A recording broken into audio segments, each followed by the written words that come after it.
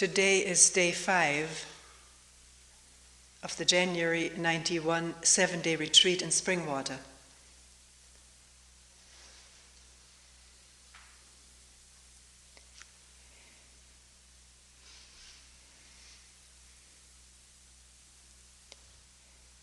Here are some of the new questions. Can you say something about pain in sitting? Is pain necessary?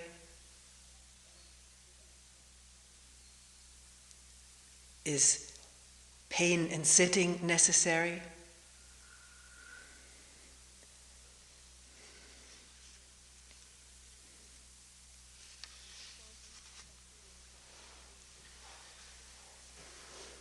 You spoke of being completely with what is. Is what is all there is?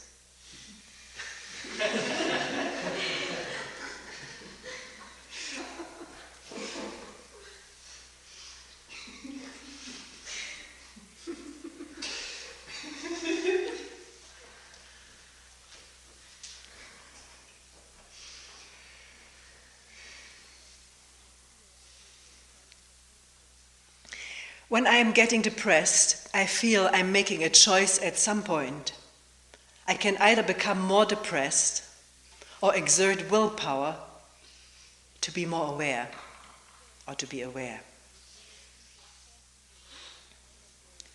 Is there a point where we come to a fork in the road and either go with the momentum of the desire or the mood, or just look and listen?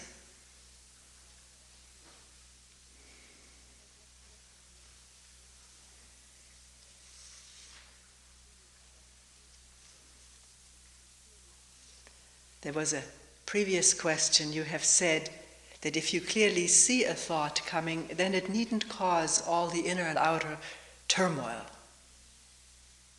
but can end the whole thing.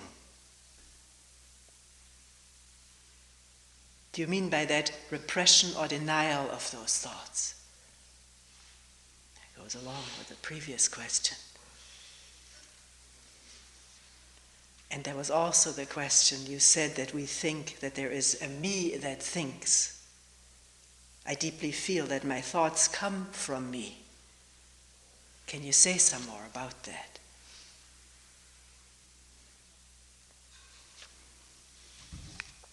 But there was another cluster of questions which we've never taken up, and they revolved around comparing, competition, comparing oneself with others,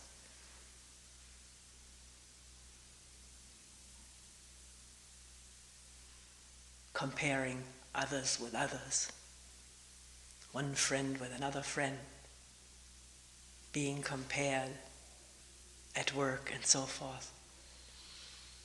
And for some reason let's look at it. It's come up a lot of times in this retreat.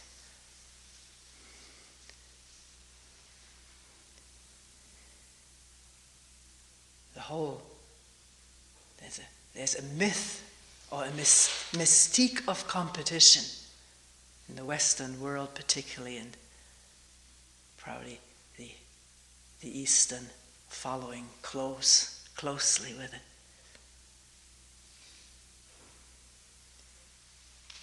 A mystique of competing, that competing is good for society in bringing out the best, the greatest achievements, the excellence of work, of people.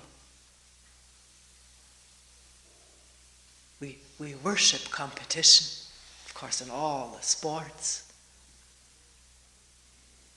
In school, the very fact that grades are assigned to the work that children do means we're comparing them with each other, and comparing a child with its own performance last year or whenever in the past. Parents compare children almost from the outset, when a second one comes already, the mother will say, this one behaves differently in the belly than the previous one did. This one is more calm or more rambunctious.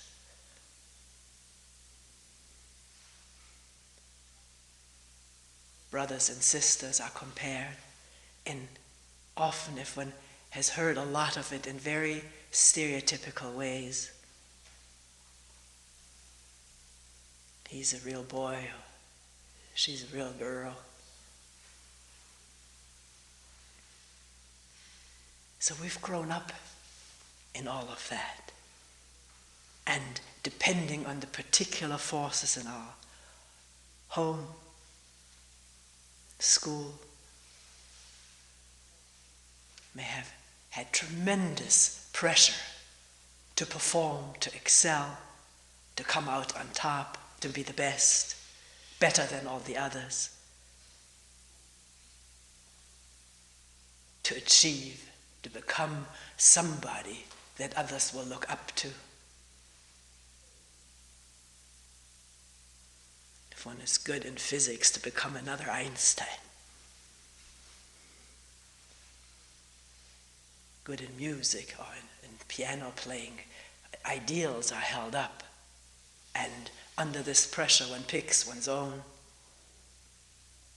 to come up to maybe come up to, or possibly to excel, to pass, to go beyond, to become even better than the best.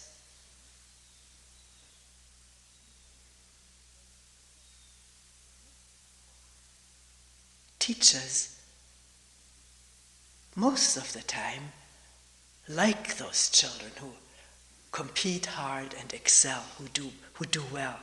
It makes it easier, and it gives feedback to the teacher that she's doing well. Remember the school where Kyle, my husband, was principal. There are all kinds of competitions going on among schools, not just for academic excellence, but for attendance. How many children were late or early? And he never put any pressure on teachers or kids to just keep up to the records of being there on time. The effect being that his school was always at the bottom of all the Niagara Falls schools for attendance and punctuality, which became pressure on him from the administration.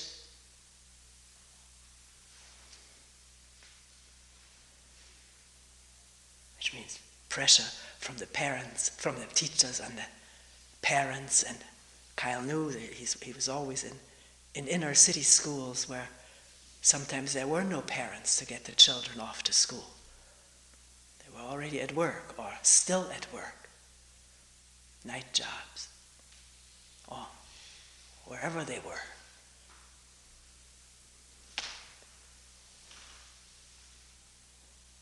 So, anyone who has grown up with this, particularly in the home and in the school, to the pressure to be good, better, best, is enormous, and it has never worn out. It's still there. These early patterns and programs are there. They're sitting in there on the hard disk.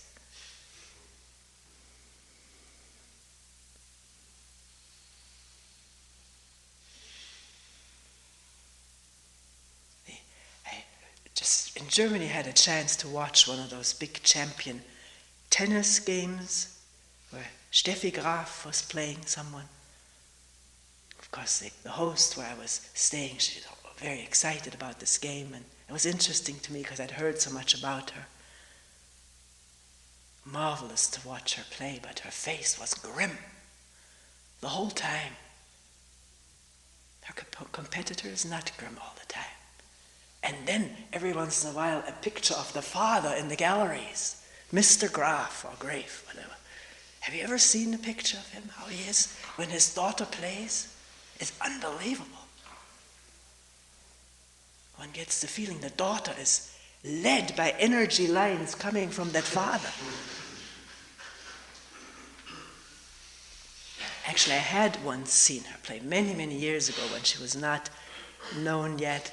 We stayed in Arizona with some relatives, and the man there loved tennis games, so there was this young girl playing, and one time the umpire had decided something, and the father came down from the galleries and argued ferociously with the umpire about his decision. And there was some kind of some blame put on him. He was faulted for that.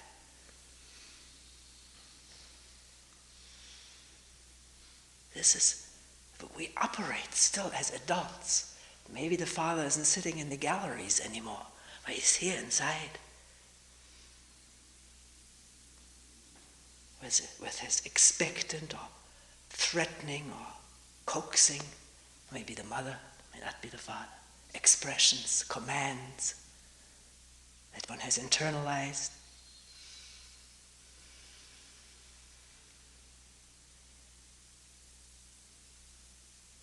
The expectations of our parents at the very earliest of times meant smiles or frowns. If we fulfilled them, then there was some acceptance or a lot of acceptance and love.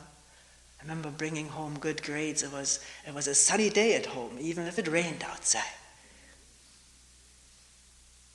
And not so good grades, it was dreary.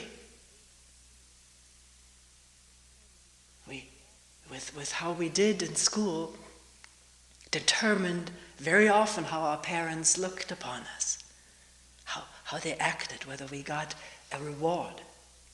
Children get rewards for grades. Ben comes collecting from his parents for his report cards, and he remembers, he can count out those dimes for each grade, for each A or whatever. He's a very unrelenting collector.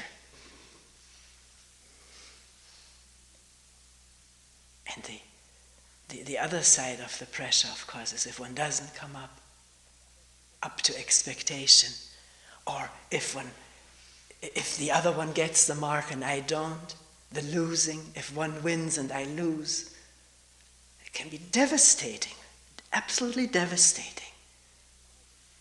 I don't know whether I even have to describe it. We all know that. We've all been on either the one extreme or the other extreme, or in the middle, which is very unexciting and unstimulating. Nobody even cares.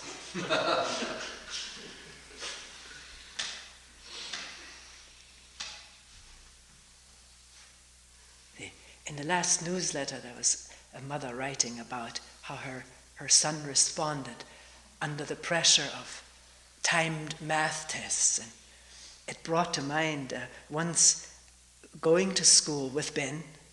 It was a day he had asked his teacher if he could bring his grandmother. She agreed, so there we were sitting at the table together. And one task was to write a story. And he doesn't like to write stories. It has a tremendous resistance against that. But I remembered the day at the zoo before, which had been lots of fun, and he agreed to write something about the zoo. He's very meticulous, very slow in writing out each letter and word, and if the letter doesn't come out quite right, he erases it already, and saying, oh, this is fine, doesn't do a bit of good. He has to have it perfect. So maybe 3-4 lines were written when the teacher said, class, you have 3 more minutes. And I will give you a countdown. So you know what time it is, which absolutely pressed the panic button for Ben. He said, I can't finish it. He said, Ben, 3 minutes is a long time. That didn't speak to his condition at all. He felt this was it, and he did not write another word. He just sort of panicked, stalled through the rest of those 3 minutes. It was, what was it, grade 2? Or 1, maybe grade 1, I don't know, maybe 2. And then it's interesting too that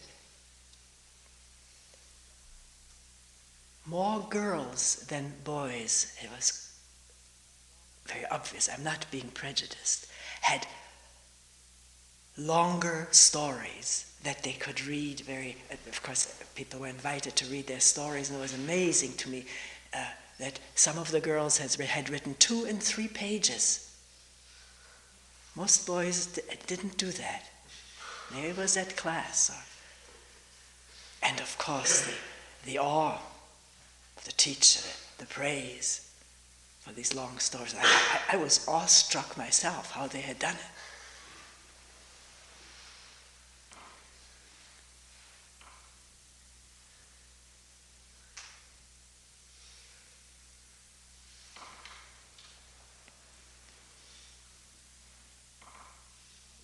Kyle in his teaching school was beginning to leave out grades, which had to be done almost undercover because it was not the policy of the school system. But the other thing he did is walk through the rows of kids, like during math, and just help them if they couldn't solve a problem, explain it right then and there, so that by the time the children handed in their sheets of problems, they were all right. Every problem was correct. It was not a huge page full, but those that were written down, they were correct because he had gone through and checked it out with them. He did this partly in order not to take stacks and stacks of homework home that he had then to spend time to correct and put grades on.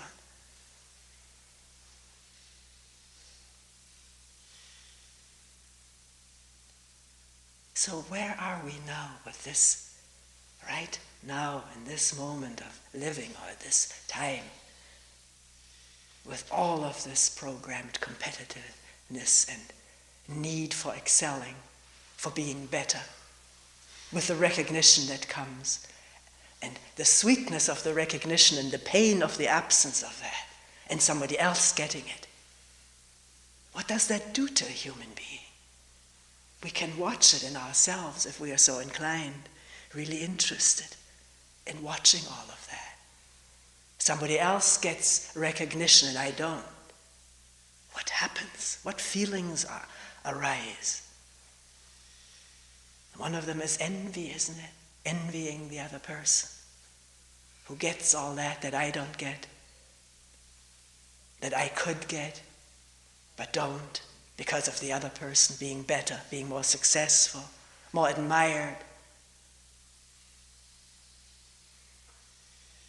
One knows envy, doesn't one?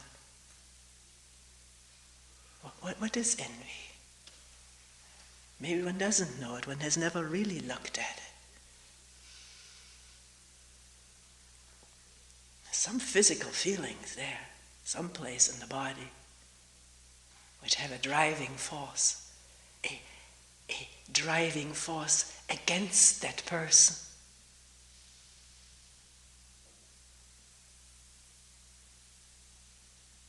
Can one see that and feel that when it happens?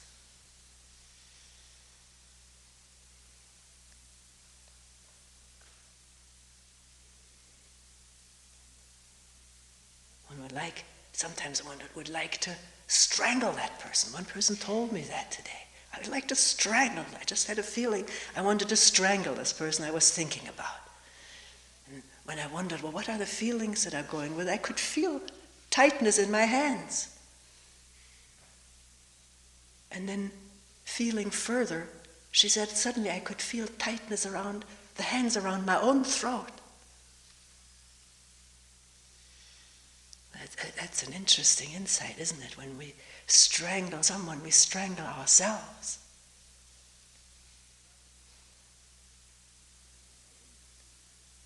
Cutting lifelines off of other people is cutting our own lifeline off.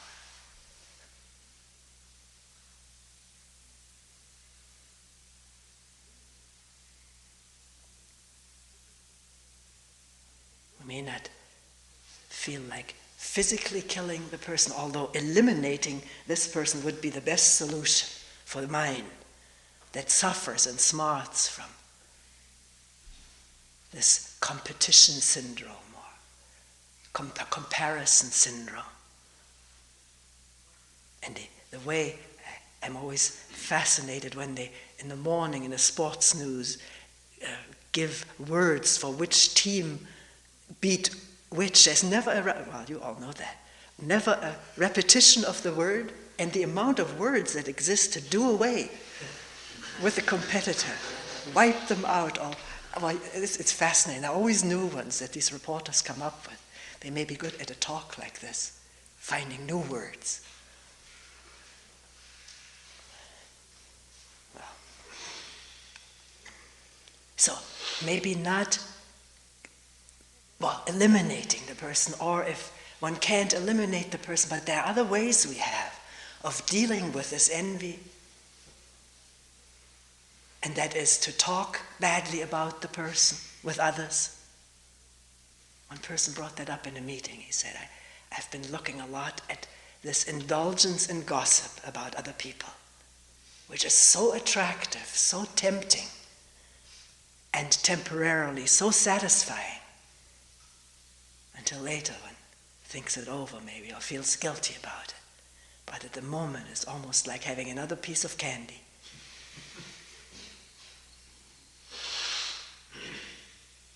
And talking badly, spreading negative or injurious rumors about another person can wreak some vengeance upon the person. May not take that person's life, but it can be very hurtful.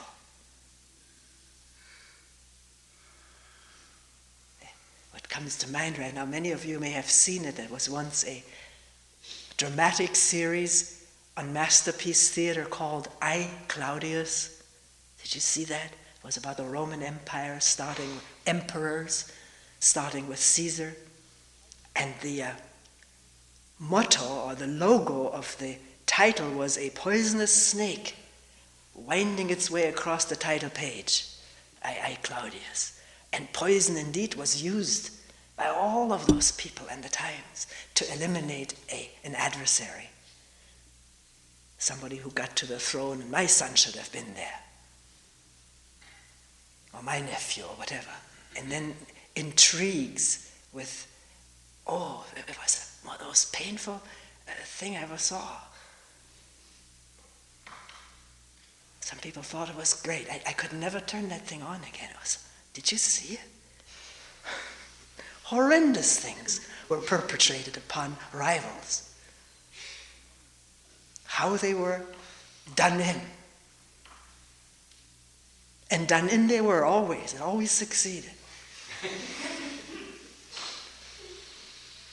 But then the one who temporarily emerged victorious was done in too. Inevitable. That's why one wonders when some bombs will fall upon this country.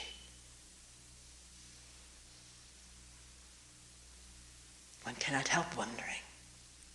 I'm not saying it should, one just wonders.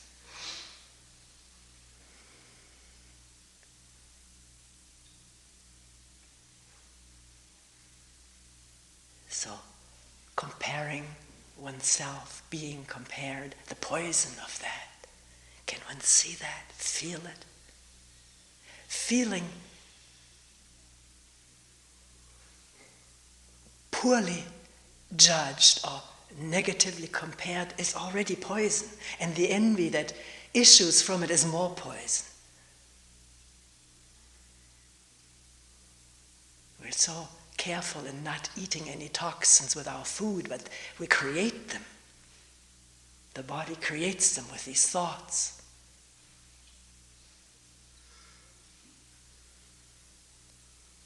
Which, if awareness doesn't begin to light it up, run their inevitable course due to all of our conditioning, at home, in school, in the society, for centuries, is not just this generation.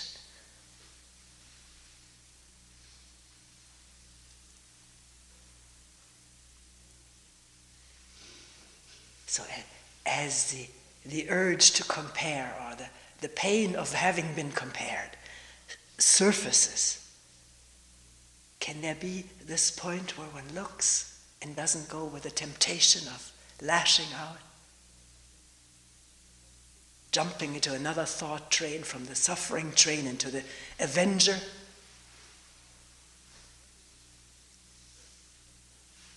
Or can one see what it is that gets hurt, that self-images are involved? Sometimes people say, I don't know what you mean when you talk about self-images. I don't think I have any. I only have ideas about myself. But whatever idea or image, can one see that this is what gets hurt?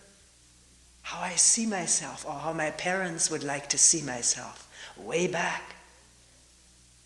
That something is formed in the brain and in the body which springs into pained or excited action when we're comparing favorably or unfavorably. Can that process slow down because we're interested in tracing it out, in observing it, in learning about it? Not trying to eliminate it or exert willpower not to be like that. That doesn't bring light and clarity.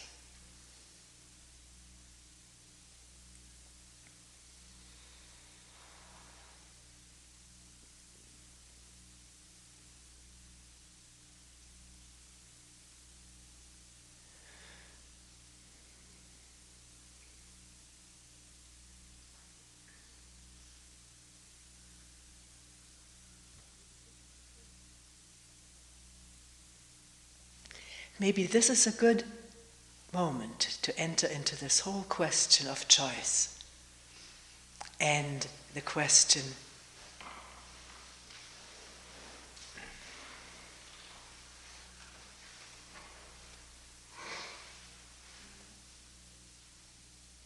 if a thought process or image process or feeling process arises or is about to arise or has arisen, when awareness is there and it's seen, can a change take place in that, or does a change take place? What was the way the person asked?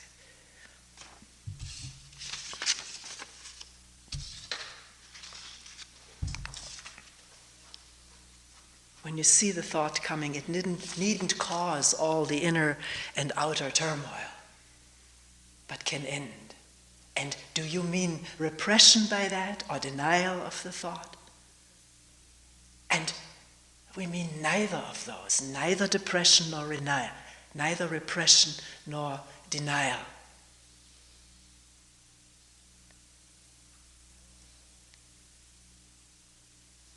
An open and vulnerable looking is not repressive. It does not fear to look at what's there, but is interested to find out. The strength of the self-image, I mustn't be like this, is in abeyance. Maybe not gone. Next moment may spring up again, who knows? But at the moment, what is stronger is the interest to find out. This curiosity that all of us have had since childhood, to find things out. At first is all about the outer world. Pebbles and grasses and the rug, or the bottle, the toys, or mother's hair, to find out, to feel and touch. But at one point, which arrives for a lot of people, one becomes interested in what goes on inside and wants to find out. And our conventional way is to take courses, read books, and so forth, hear lectures. And even though talks are given here, the essence of a talk is the looking at what is happening in here. Not what she says is happening in her, or what she says is happening in people, but to look oneself. What happens when envy arises, or hurt, or good feelings about just having been compared favorably or unfavorably. So if there's interest to find out, and the interest comes from having gone through innumerable sufferings over this thing, maybe not just the suffering of not winning, but having won, and then the downer, crashing, as it's called, afterwards. I've often been interested in what Olympic people, the gold medal winners, say about afterwards, or so, about having won sometimes 4 or 5 medals. And one woman said, it feels just like a vacuum right now.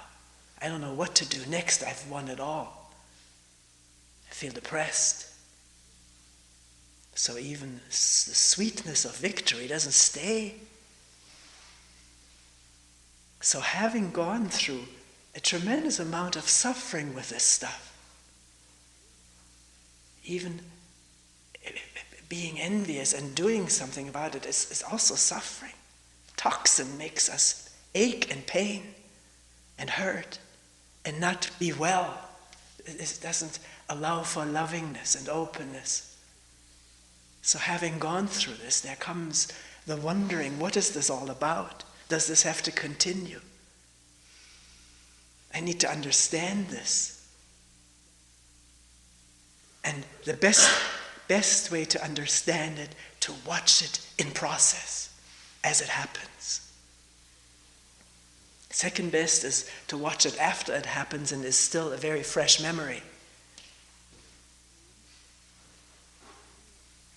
But with the interest and the real urgency to find out and to watch, the mind is not in a repressive mode or in a denial mode. One may not want other people to look. One may want to do this by oneself. There may be still this power of the image. I don't want others to see how I am, but I want to see myself at least. So not to judge people who maybe can't talk in open about their feelings. Maybe too vulnerable. Who knows what their past has been? So much maybe humiliation, pain, and ridicule. But a person like this may look for himself or herself when that particular element at that moment isn't present, at also having to be exposed to other people.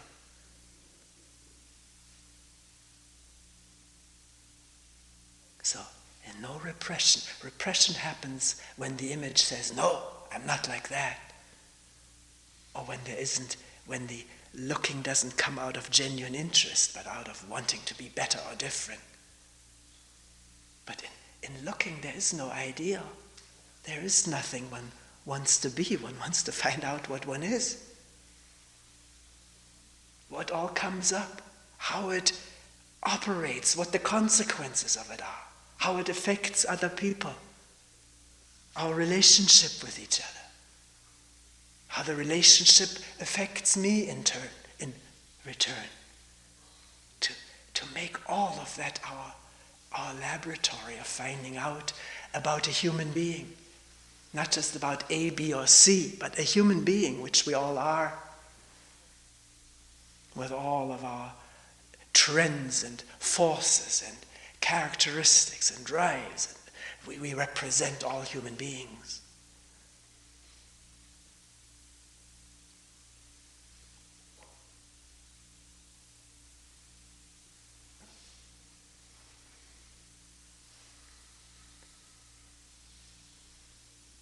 The question was, can something end as it is seen?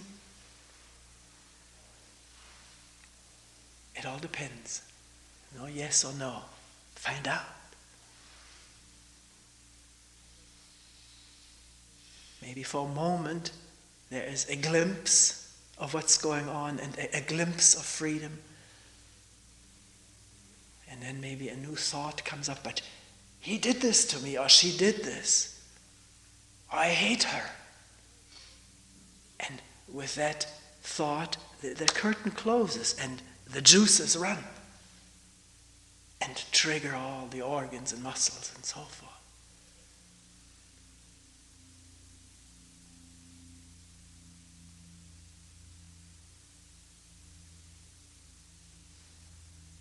What will make one look and not look away, not go with the tremendous momentum of desire or past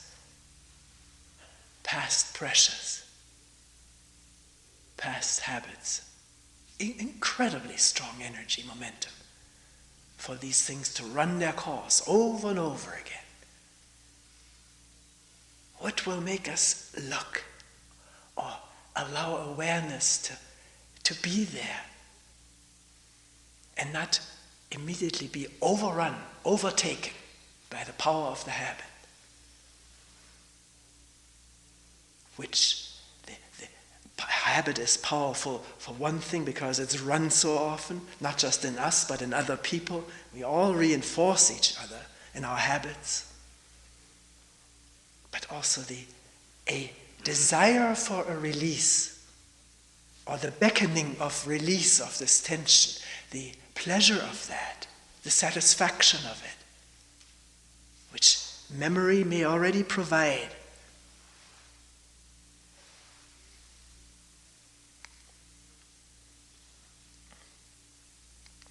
I recently heard somebody say on a tape, once that habit is vibrating, the brain almost inevitably goes for the satisfaction, for the pleasure.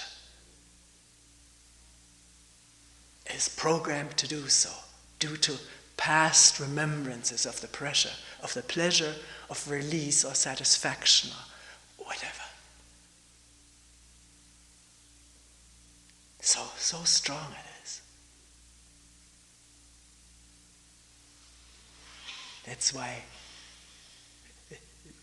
the earlier it is caught, maybe the easier it is, and all of the chemical, electrical, whatever all of these processes are, haven't all gotten into motion yet, mobilized.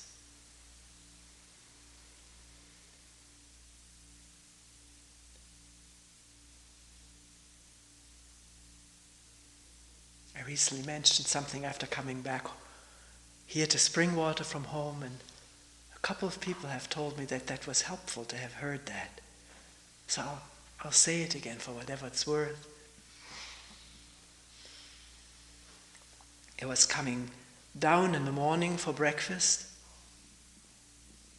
or what I thought was breakfast, but Kyle, that particular morning, had just fixed his part of the breakfast.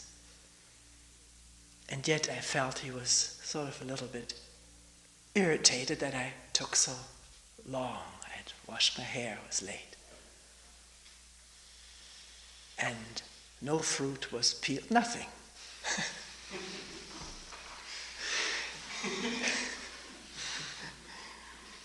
He was listening to the news.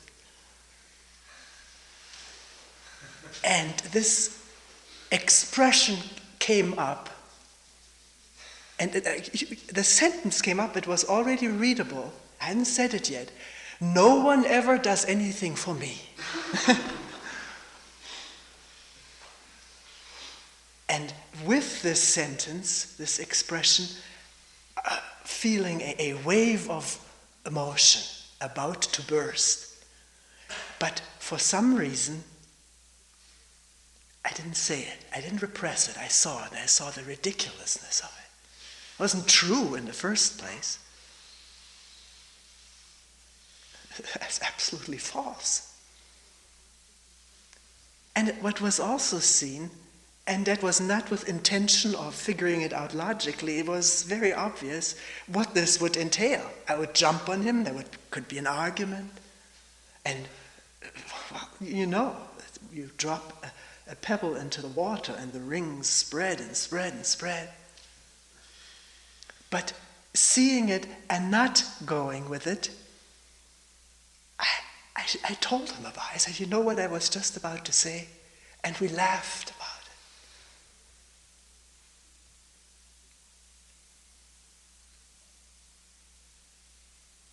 So it's possible, because it was a very minor, trivial thing.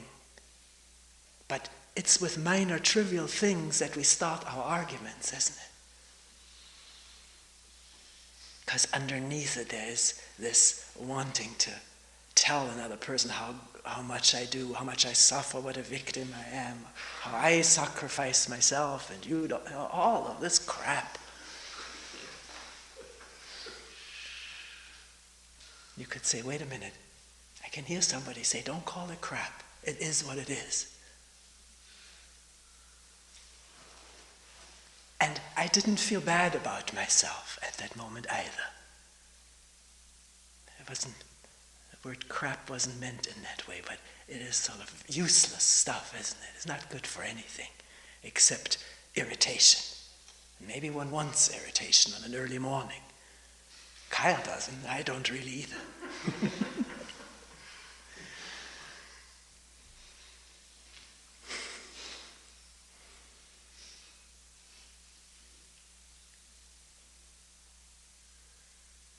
And then the peeling of the fruit and stuff, it was clean, free.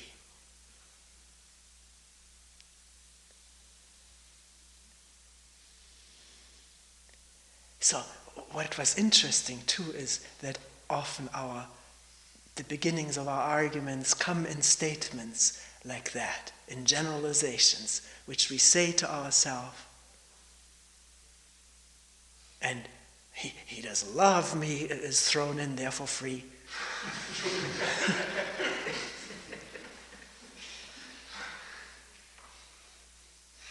Doesn't care for me the way I care for him.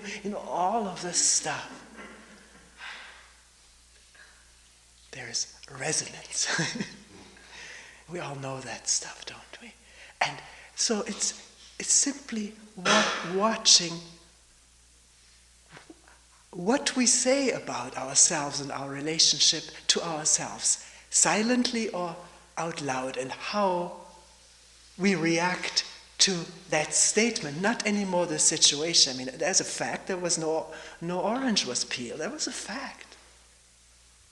But what is made of the fact is what we react to, how we put it, how we express it. And those expressions are old. My mother may have said it, or I may have heard it from other people too.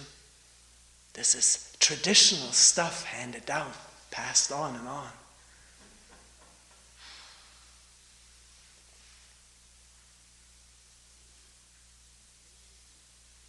So it's so difficult to just see the facts and not make anything of them through verbalization about them, which starts the ball rolling.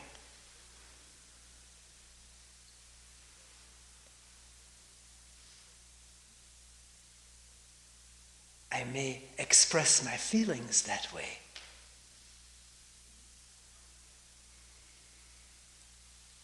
Somebody may say, well, what's wrong with that? You saying nobody ever does anything for me. Well, I think I've explained it. And it wasn't that there was sort of a residue of an unexpressed feeling that then sort of smoldered underneath. The whole thing was gone.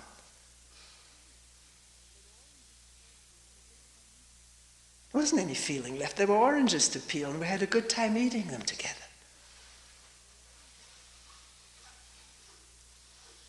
We can look at it. People may have objections or other things that they want to say that I'm not seeing. So bring it up if you wish.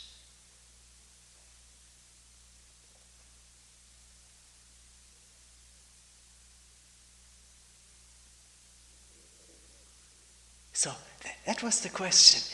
Was there a choice? Did I make a choice of saying it or not saying it? And I can very simply say there was no choice in this. There was just looking and seeing the whole thing spread before me. what was going to happen with this. It was there. And for that, memory is functioning. What such statements do to me, to him, to us.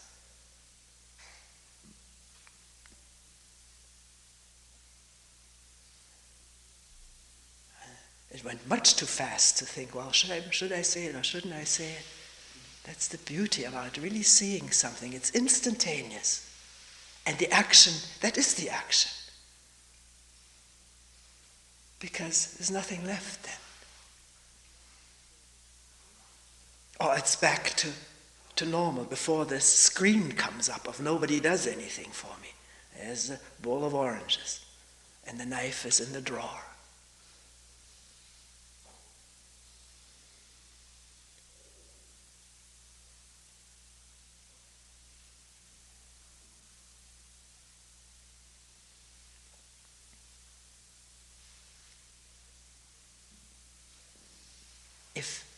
If there had been the thought, I must control myself, which takes time, I must make an effort to control myself, then that would be what we call choice.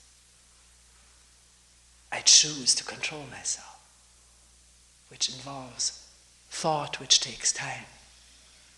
And with that, the feeling is lingering there and most of the time will pop up at the next opportunity.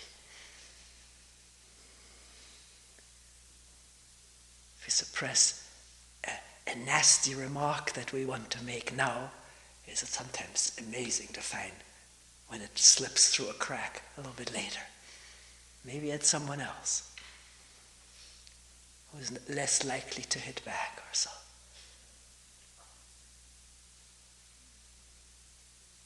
But this seeing something clearly leaves no residue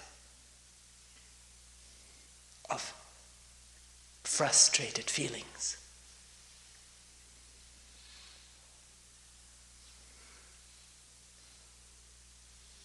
Now, you could say, and maybe some people feel, why do you tell us this? Now, are you holding up an ideal of how we should be? No, this is not the intention. A couple of people who heard my relating this said it was helpful. I don't know in what way. I didn't even examine. We didn't even examine in what way. The person didn't let on, just said it helped with something that was going on for me. But see, when we talk here, it's not to establish ideal states, but to look right now. And sometimes right now looking happens. That's when the only time it can ever happen is right now. The future is a thought. So maybe something is seen right now, maybe not. If it's not, then so be it. And not fret about someone holding up carrots. I don't mean to do that.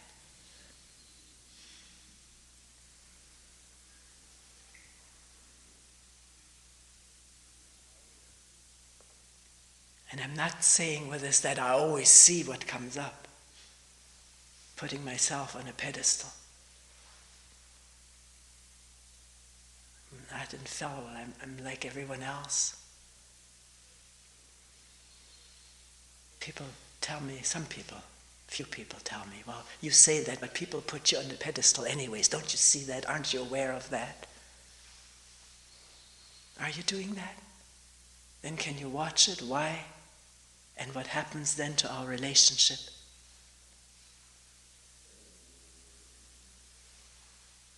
It's worth looking at. Because there isn't the directness and immediacy of a relationship if one puts one person up on a pedestal. Create distance, artificial distance, thought distance.